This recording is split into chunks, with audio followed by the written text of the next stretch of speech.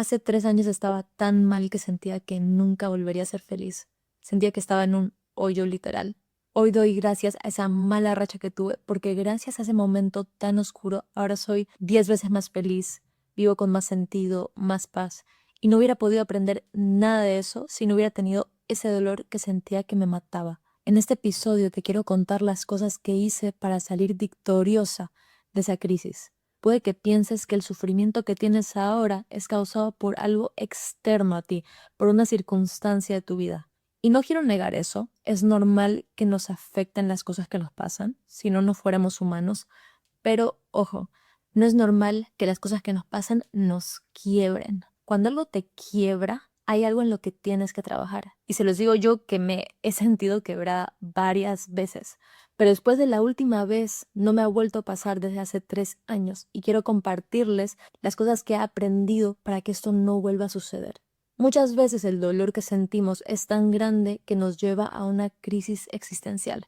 Cuando estás en una crisis, sientes como que si estabas parado por mucho tiempo sobre un suelo que de repente desaparece y te das cuenta que no sabes dónde pararte si no era en ese suelo y sientes que estás flotando sin rumbo. Yo he tenido varias crisis. Por ejemplo, cuando corté con mi primer novio, lo había hecho el centro de mi vida y cuando cortamos literalmente no sabía cómo existir sin él. Pero las crisis son buenas, porque si tienes una crisis, significa que la realidad sobre la que estabas parada antes no era tan sólida que digamos. Estabas basando tu felicidad en un castillo de naipes que con cualquier brisa se cae. De una crisis y del dolor se puede salir bastante rápido y además puede salir súper ultra enriquecida si la vives bien. Si la vives mal, se puede empeorar, alargar y no terminas sacando un aprendizaje. Entonces, ¿qué no hacer cuando viene el dolor?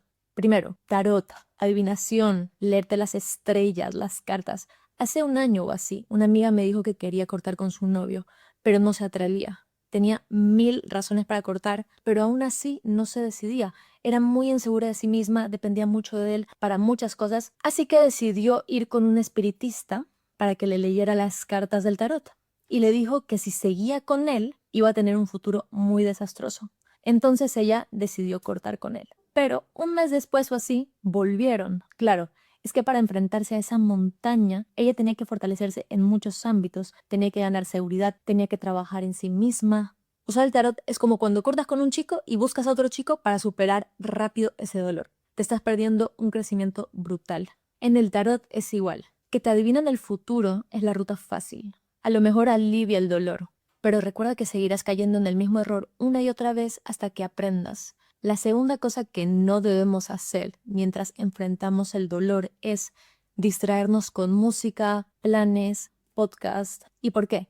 El dolor, la incertidumbre, tu crisis te quiere decir algo. Y si no haces silencio, no vas a poder escuchar por qué estás pasando realmente por esa crisis. Es imposible hacer introspección mientras tu mente está recibiendo constantemente estímulos. En este tiempo es importantísimo que busques intencionalmente momentos de silencio. Si te ayuda, puedes usar un cuaderno, escribir, hacer caminatas de 40 minutos o así. Es increíblemente útil para procesar tus emociones. No te digo que nunca más escuches música, podcast o salgas a hacer planes, pero no lo utilices para escapar, porque solo estás postergando la crisis y el dolor, y créeme que están ahí.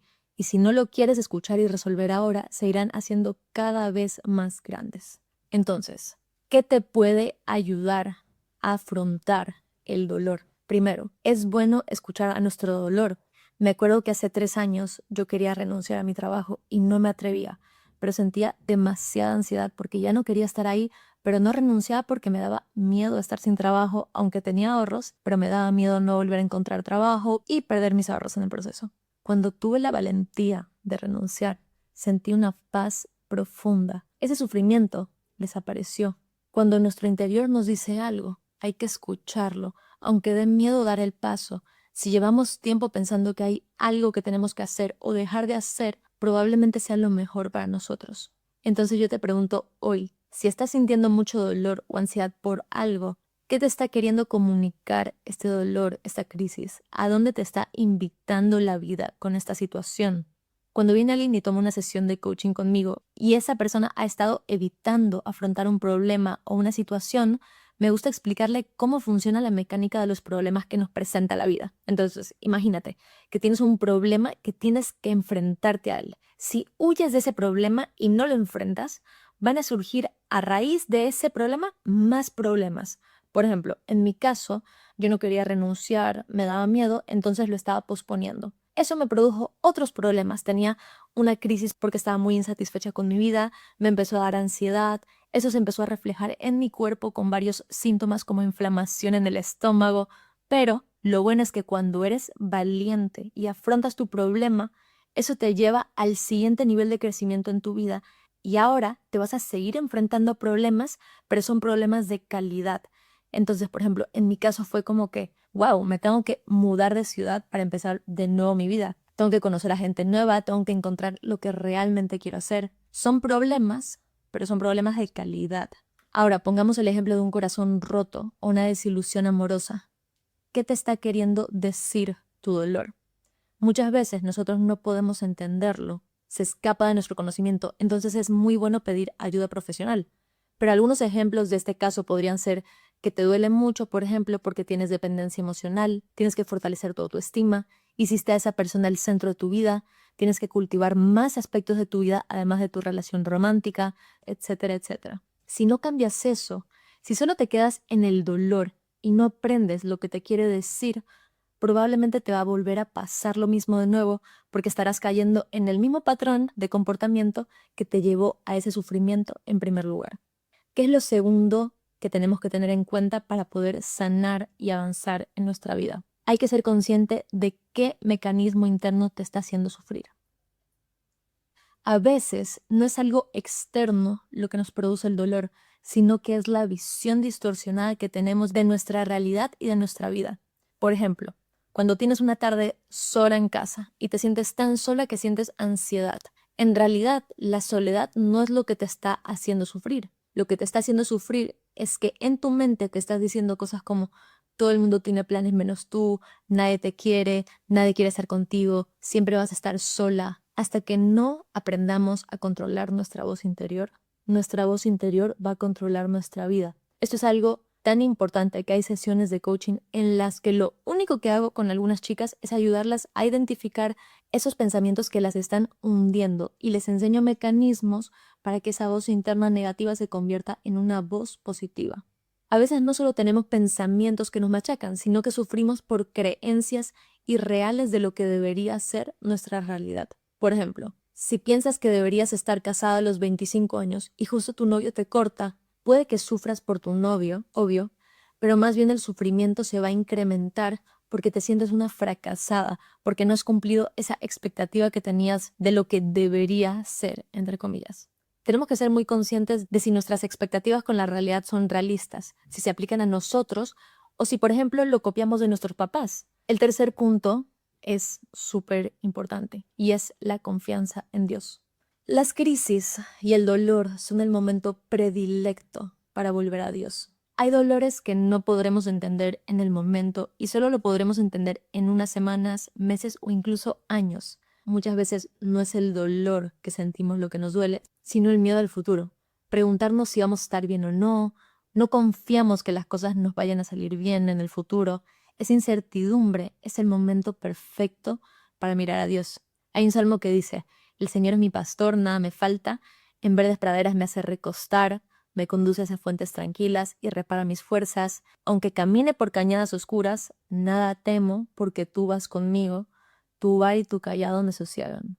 Me impacta ese salmo porque me di cuenta que, obviamente hasta en la Biblia dice, van a haber momentos oscuros.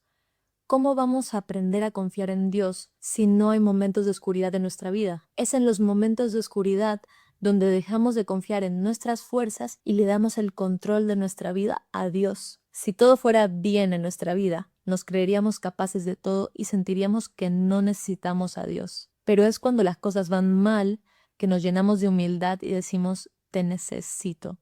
Y ahí es cuando Dios puede actuar en nuestra vida, cuando nosotros lo invitamos a que Él entre, porque nos empezamos a saber necesitados de Él. Y la respuesta no es inmediata usualmente, pero si ya le dejaste la puerta abierta y estás buscando su ayuda, Él entra y empieza a actuar. Pero quiero decir una cosa, ojo, Dios no va a resolver todos nuestros problemas. Dios nos dio inteligencia y quiere que actuemos. Me acuerdo una vez estaba conociendo a un chico y la verdad es que yo no estaba nada segura de que quería estar con él, pero él estaba súper detrás mío y yo le tenía mucho cariño y no sabía qué hacer. Y estaba en misa rezando y yo de que, Dios, por favor, ¿qué hago? ¿Corto con él o no? Y ahí pensé, no va a venir un ángel a decirme, corta con él. Pero en realidad dije, mira la ansiedad que sientes. Esto ya es una señal de que no quieres estar con él. Entonces nosotros también tenemos que tomar acción. Ahora, a lo mejor tú no crees en Dios, pero te quiero decir que aunque no creas en Dios, tienes un Dios. Todos los seres humanos por naturaleza somos adoradores. Todos buscamos un Dios, algo o alguien donde poner toda nuestra seguridad. Puede ser una persona, un trabajo, un objeto, nuestros ahorros. El problema es que poner nuestra seguridad en cualquier cosa que no sea Dios es poner nuestra seguridad en algo que te va a defraudar. Siempre. La gente es imperfecta, el dinero viene y va, nuestras capacidades físicas e intelectuales disminuyen, los ahorros se van, nuestras casas se queman, miren lo que pasó en California. Entonces, una de las cosas más importantes que nos podemos preguntar cuando estamos sufriendo es, ¿en qué estoy poniendo mi seguridad? Si está puesta en algo material o en una persona o en una circunstancia, ahí tienes tu respuesta de por qué te sientes tan perdida. Para terminar, quiero decir solo una cosa más. Si no sufriéramos nunca, seríamos mucho menos humanos. El dolor que sentimos es lo que el día de mañana nos va a permitir conectar con el dolor de los demás y ser misericordiosos con ellos. De hecho, la única razón por la que ustedes han conectado en algún momento con este podcast es porque yo en el pasado sufrí por lo que ustedes están pasando ahora y por eso puedo entenderlas. Si yo no hubiera pasado por ahí, sería imposible que haya una conexión. Pero bueno, antes de poder ayudar a los otros, primero tú tienes que salir de ese dolor y de esa crisis. Entonces, comprométete con tu vida, hazte responsable de ese crecimiento y sanación que te espera.